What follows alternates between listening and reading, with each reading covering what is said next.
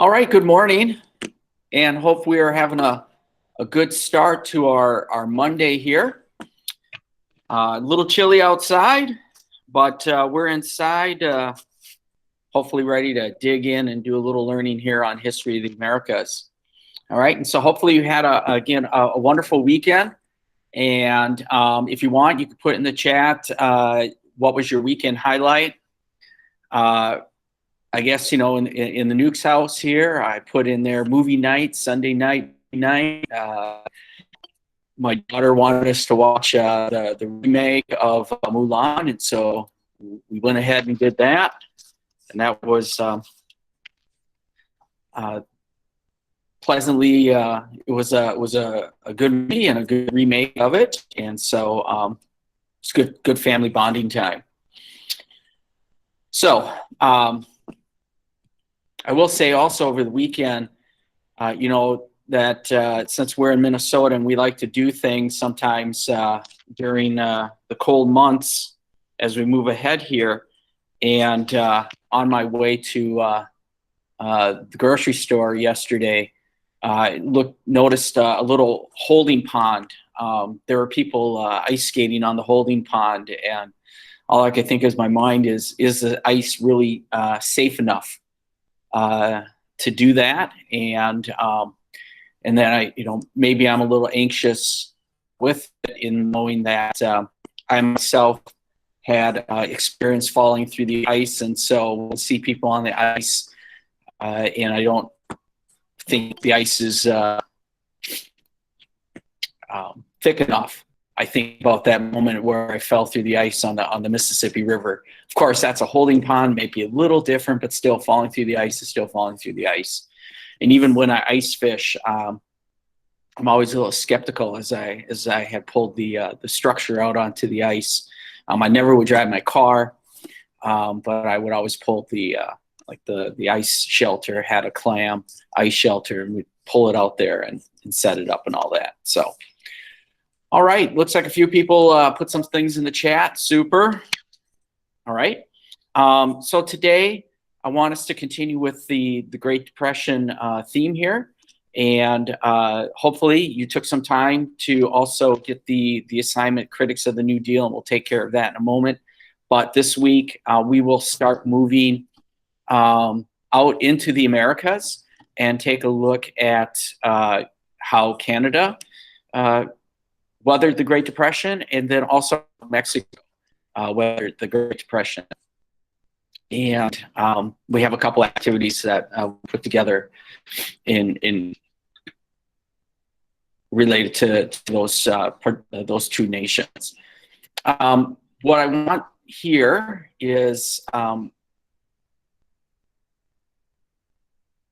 us to look at the critics activity. And I'm going to put here just a little Jamboard into the chat. And what I'm going to want you to do here,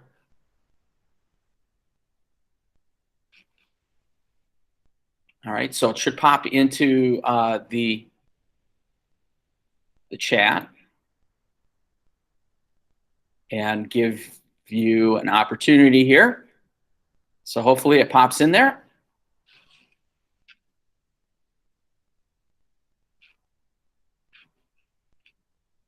And what I'm asking you to do is, I want you to look at the critics of the New Deal. And did you think they went too far or not far enough? Examples of criticisms of the New Deal. So again, what I want you to think about is, what is it about the New Deal that they were criticizing? If you didn't think it went far enough, if the critics didn't think it went far enough, what would be an example of not going far enough? What needed to be included? And if it went too far, what were the critics doing to express that, Roosevelt, you have stretched maybe the meaning of the Constitution, or your programs have gone way too far?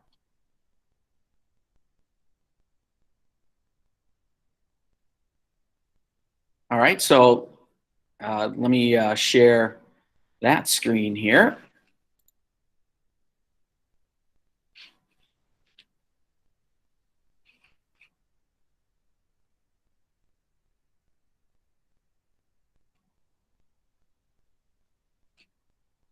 All right. Okay, so some people have joined. Let's put some thoughts down on here. Hopefully you can. Can someone tell me if you can have the ability to put some thought? There we go. I see some thoughts finally popping in there.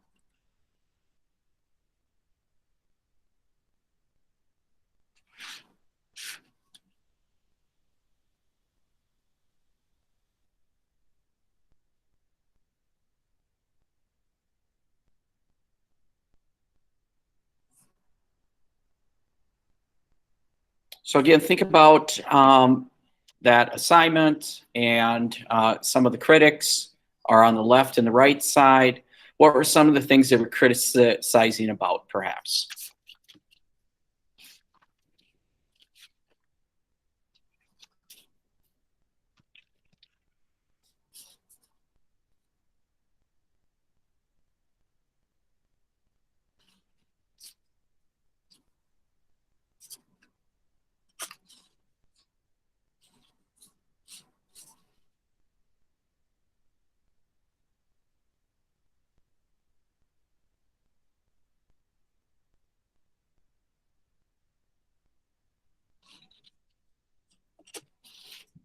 Okay, I see a few things on there. Let's see if we get a few more.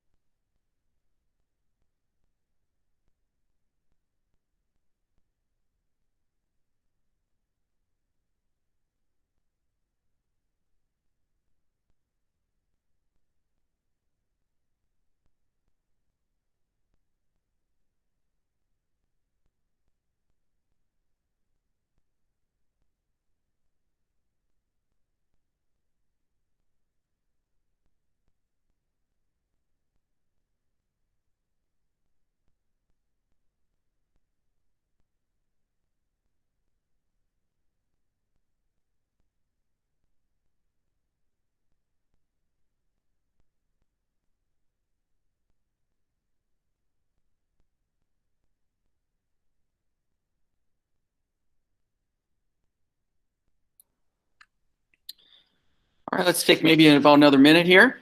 Let's get some more thoughts down. And it's okay if it's we got some duplication.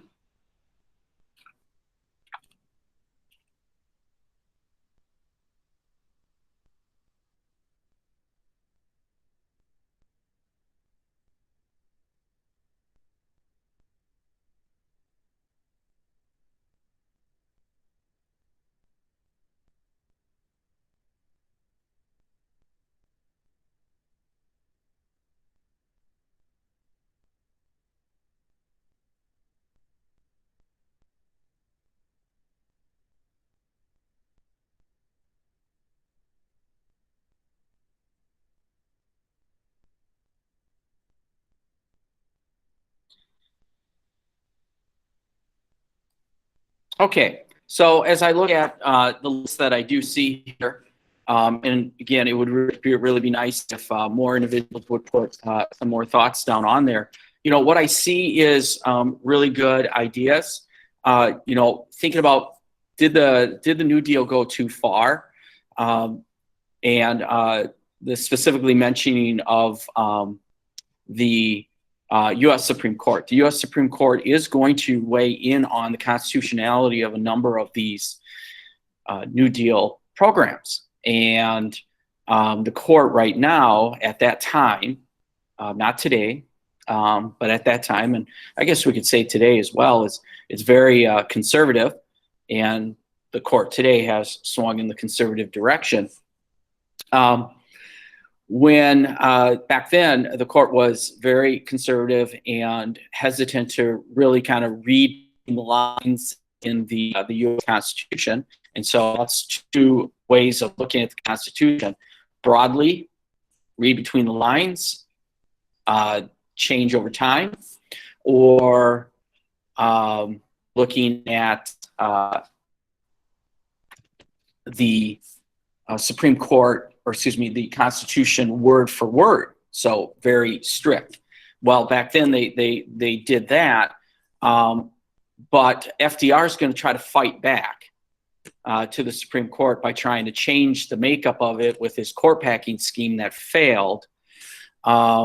In that would have allowed more justices to be added to the Supreme Court. Congress did not go with it, but the message still was sent that the Supreme Court might need to change some of its thinking, and it will, over time, during FDR's terms in office, begin to become a little bit more active. Maybe gone too far in that interfered in the economy. So you do have some very you do have some various groups, business groups, and conservative leaders that would go along with that. And others would say it didn't go far enough. And you have some good ideas there in terms of need for some code and regulation. This can maybe be part of the reform measures needed to maybe prevent a Great Depression from happening again here. Perhaps maybe the schemes weren't radical enough in there. One thing is we'll find is the New Deal legislation is full of what we'll call special interests, or doesn't hit a broad audience. It seems to be rather targeted. If you were a person of color, or if we look at women, some of the legislation did not go far enough to help those groups out. And so you could find some criticism in that regard with it.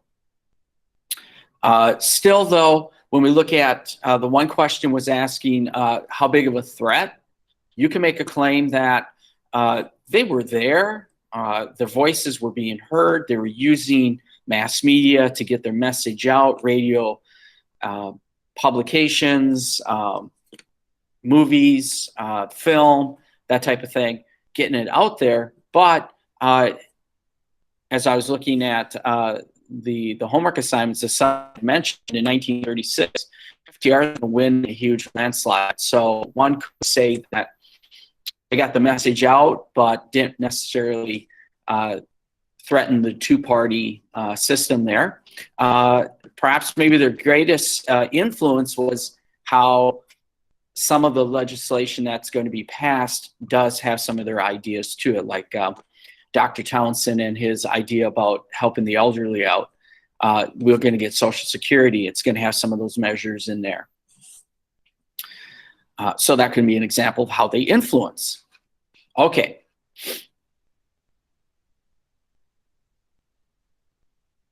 If you do not have that homework assignment done, please let's get that taken care of, and let's just stay on top of it. And so what I want to explain at this moment here is moving on and taking a look at how the Great Depression is going to affect Canada. All right. And so when we think of Canada, what are some things that come to mind when you hear the word Canada? You can put that in the chat, or you can verbalize it. What do we think, or what do we know about Canada, our neighbor to the north?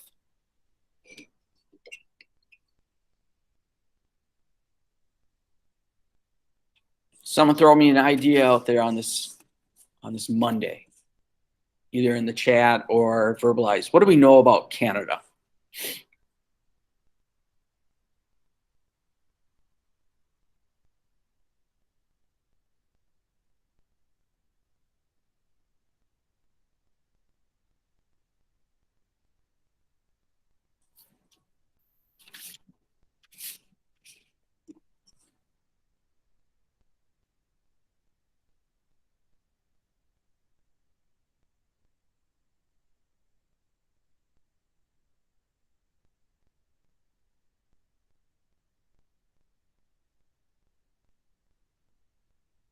All right.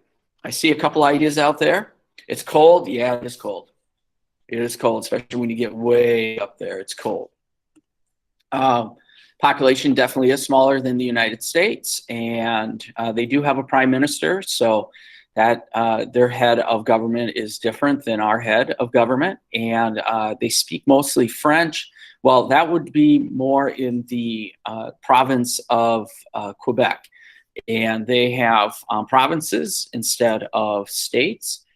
And when it comes to French, and in Quebec, it definitely highlights that at one point, Canada was split between France and Great Britain. And as a result of the French and Indian War, you have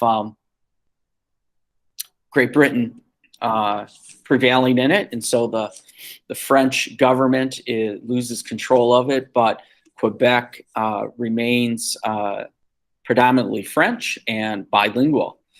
It is part of the British Commonwealth, and so it does seem kind of strange that Queen Elizabeth II has kind of a formal or informal role as head of the Commonwealth and more figurehead influence in Canada here.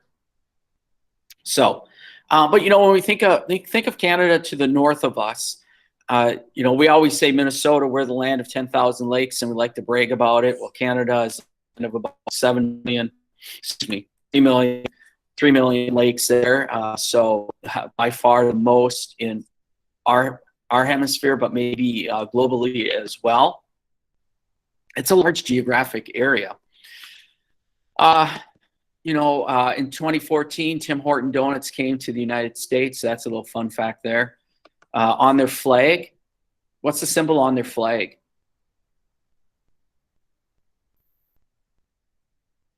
Or what's the image on their flag?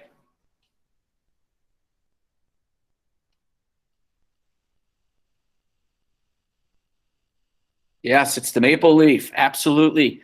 Bring that up because it's on their flag and they corner the market in maple syrup. Here in Minnesota, we like to make we have people that make the maple syrup as well, and out there in Vermont. But Canada, heck, 80% of the market in maple syrup is coming from Canada. Big stuff there as well. Hockey, of course, we know hockey is huge in Canada. Produced the great one, Wayne Gretzky, and they like to dominate the Olympic scene there as well with hockey. Beaver, national symbol as well, makes reference to the fur trade that had brought Great Britain, France to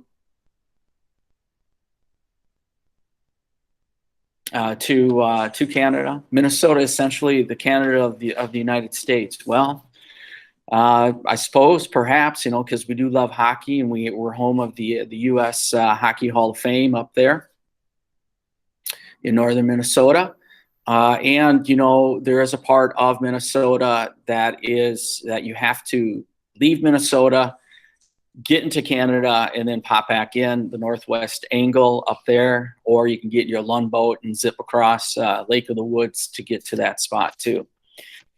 All right, enough for the fun facts, but that's always nice to know. Our neighbor to the north, though, the Great Depression is going to hit them in the 1930s, just like it hit us in the 1930s. great for Canada. They were heavily relied on global trade. And when the Great Depression hit, global trade shrunk, and that meant their economy, which about a third of the economy is in some ways is related to exporting and global trade market, it's going to have a big effect. And the Canadians' economy, or Canada's economy, is in many ways by 1930 very, very well tied to the United States. And so when we had that economic downturn, so is Canada is going to have that economic downturn. When we look at the burdens, I mean, here in the United States, does anyone want to speculate what percentage by 1932 were Americans unemployed? And I'm talking about the United States. Either verbalize it or throw it in the chat. What percentage of Americans were unemployed by 1932?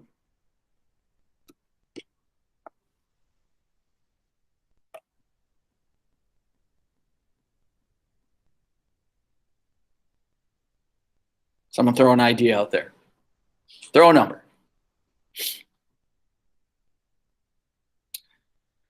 Woo!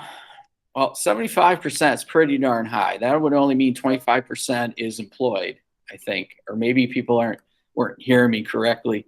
What percentage of the population was unemployed? But I suppose if we flip that from 75, if we look on the other end, around 25%. All right, 20, 32, that's pretty close. About 25% of the population was unemployed. And that would vary regionally. Some regions it might be a lot less. Other regions it could be a lot higher. And then if we break it down demographically, we could find that as well. Well, in Canada, by 1933, about 30% of the Canadian population is going to be unemployed. The labor force is going to be unemployed here. Just like in the United States, we're going to see immigration in Canada go down, and the birth rate also go down as well. And if there's anything in the United States, we had actually more people leaving the country than coming to. And you could make that claim as well as in Canada, more exiting than coming to Canada as well. And there was also a move to kind of go towards the rural parts of Canada, even though they're not really going to find much relief there as well, because of those prairie provinces like Saskatchewan is going to be hit pretty darn hard by this Great Depression as well. Now, the political leaders, and that's what we're really going to focus on today or over the next few days, is how do their political leaders address the Great Depression? So let's go to that assignment if you haven't opened up and you really want to get the one, Canada and Great Depression, King and Bennett's approach. And then you have two readings. Those two readings are going to be huge for you because that's going to be like the basis. You shouldn't have to GTS it. And what we're going to do here is we are going to kind of fill out some thought bubbles in regards to what these individuals think about the Great Depression, their approach, and how effective their approach is. So for us in the United States, we had Herbert Hoover and Franklin D. Roosevelt. In Canada, they're going to have Mackenzie King and R.B. Bennett as their leaders. And just like in the United States, politically, King and Bennett will be not on the same side of the spectrum. And I do want to kind of throw a little asterisk out there. How we view liberals and conservatives in the United States might be different when we leave the confines of the United States. So when we go into Canada or if we go into Europe, they might have different views of liberal and conservative here. So there's actually, besides King and Bennett, we're also going to look at kind of a general historian. And that historian is going to kind of give us an idea of the causes of the Great Depression. I say general historian because there are multiple historians in Canada, just like in the United States. and they have a variety of views on what's going to cause this depression. So to complete the task, you can complete the thought bubbles associated with the following individuals. You got historian, King, and Bennett. And for King and Bennett, you can see that you have different components that you need to look at. I mean, ultimately, we want to look at their approach. And when we talk about their approach, what are their ideas? All right, so if you need to jot down somewhere on yours, your copy, when I talk about approaches, what are their ideas? You know, how do they think they need to go about solving the Great Depression? All right, and that there are different viewpoints and philosophies to be taken into consideration. All right, that the approach is going to be different than effectiveness. Approach might also include maybe examples of some programs. All right, and then we need to see the effectiveness of the programs. Did it work or did it not? And we know for Herbert Hoover and Roosevelt, some of the programs worked, some of the programs fell far short. So same thing here for King and Bennett. The information that you need in your thought bubbles, and you can see here, is your template for the thought bubbles, and you just use this, fill it out if you need to, you know, into the different bubbles. So here's the historian again, causes of the Great Depression, some general ideas, what they think it is. So that's, we look for the reasons for the Great Depression. For King and Bennett, as we know, as you can see here with King, he's going to be the Prime Minister of Canada 2 different times, not consecutively, but different times, right? And that speaks to the uniqueness of Canada's political system and their parliamentary style government compared to ours. And so he has an approach between 1925 and 1930, and it might be different between 1935 to 1939. Maybe he learned something and he's going to try something different. So for King, you can see here in 1925 what is his approach, a couple ideas, effectiveness of those programs, a couple ideas. Then in 1935-39, his second go at it, what is his approach, a couple ideas, examples of those programs, specific examples of those programs, a couple ideas, effectiveness of those programs, a couple ideas. And same thing here when we look at R.B. Bennett. When he takes over in 1930, you know, what's his approach? A couple ideas, examples of those programs, and then effectiveness of those programs. And then he's going to run for re-election in 1935. He might want to change his approach. However, he's going to lose. And that's why Mackenzie King takes over in 1935. So hopefully that clarifies that. All right. So if we look at task number 2, that kind of looks at the nuts and bolts of what you really need to look at. And then task number 3 is just highlighting where do you find this information. You have 2 supplement readings that I added to the assignment. Again, I caution you in Googling it, in that it could bring you out there into the scary World Wide Web, where these 2 assignments kind of really do a good job of zeroing in. Okay? This task is going to be due Wednesday. So we're going to work on it today. We'll have some time tomorrow, and we'll have some time on Wednesday as well. Okay. Does anyone have any questions about that particular assignment?